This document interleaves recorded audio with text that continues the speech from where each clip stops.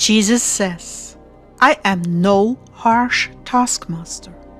Make me happy and come to me as you are. February 22nd, 2023. Words from Jesus through Sister Claire. Spoken by Jackie. Claire began. The blessings of the Lord are upon us, dear family, in ways that we cannot even imagine. He gave me a beautiful message for all of us today. I was in my private prayer time, and the Lord said, I do want to speak to you. This means, come sit at the computer and listen. Thank you for explaining my heart to the brother. All of you are so hindered by your harsh concept of me that it is a mighty work of grace to establish you in my real care and concern for your struggles. You know how it is.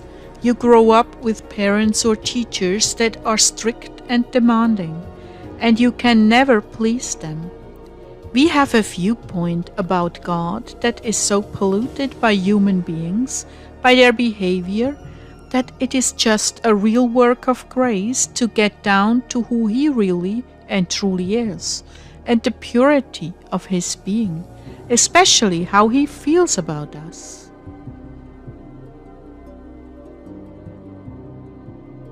These times you're living in are laced with potholes and ditches for you to fall into. Every day you deal with scores and traps that have been constructed to separate you from me. It really takes a great deal of work to convince you all that I have only your best interests in mind. In the world, you work with those who have their own agenda, and if you do not produce, you are fired. In my world, my kingdom, I do not whip and torment those who have difficulties producing. Rather, I long to come to their aid and lift them out of their circumstances. In your world, everything must look good to outsiders. In my kingdom, I'm only concerned with the interior man and the condition of your soul. Dear ones, my only concern is our relationship and closeness, for when that is in order, everything else will eventually fall into place. There is no reason to fear coming to me, because we both have the same interest, your fulfillment and happiness for eternity. I know you cannot do it alone. You must have feedback, strength, grace, and so many other things which can only be received from outside of yourself.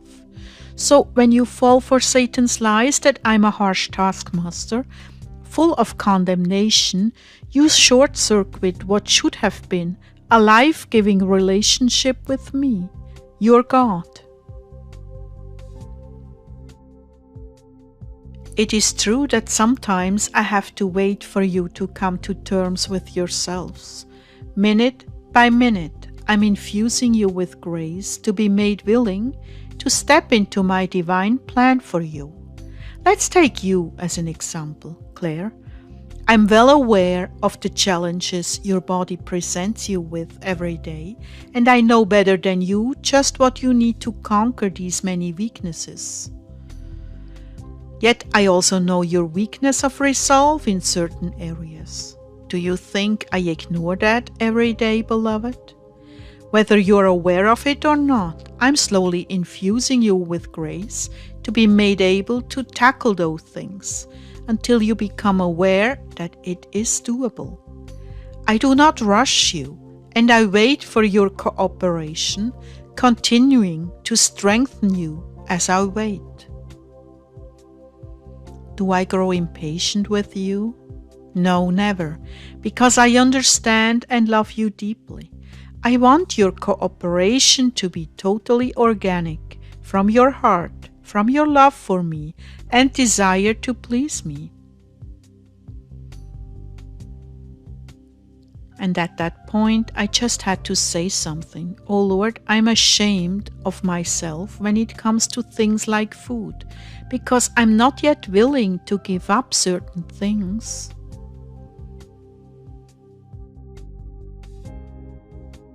Yes, but you have given up other things, and with that I am pleased. It is only a matter of time before you will be willing to inch forward with another sacrifice. I'm coaching you, but not in a way you can perceive. Please, beloved, if you and other heart dwellers would only get one thing out of this message, let it be this. I have no ulterior motives in wanting you to correspond to my wishes, because those wishes are the fulfillment of your lives and happiness. I know what will bring you happiness. I know what will bring you great joy, and I know the road to that joy is steep and painful to traverse. But I promise you, I'm helping you every day to make steady progress. I have not given up on you, not at all, so please do not give up on me either. In the meantime, you must settle yourselves with your imperfections and come to speak with me in spite of how poorly you rate your performance. Do not withhold your time with me because of shame. That is precisely what Satan is hoping for, that you will feel so degraded that you will not even try. You hurt me when you swallow the lies that you are not worthy, that I do not care because I'm disgusted with your performance. You should know better. You should know me better than that. I'm always standing with arms wide open, waiting for your arrival, with or without a perfect score. So, what I'm again saying to you is this. Do not base your decision to spend time with me on whether or not you deserve it. Come to me because I deserve it, and know that nothing makes me happier than your trust in my mercy and unconditional love that is always ready to embrace you, no matter what condition you come to me in. Remember, I know everything you have thought and done, and I'm still not hiding from you. If you do nothing more than come to me and confess all that is on your heart and mind, I will be pleased with you and impart graces where you are at, and you will recover your balance and deep relationship with me. It is based on trust. Beloved, trust that I really do love and understand you. I want this for you more than you know. At least, if nothing else, do not deprive me of the joy I get when you come to me completely honest about yourselves. Even as you are reading these words, I'm beginning to melt away that ice so that you can embrace me.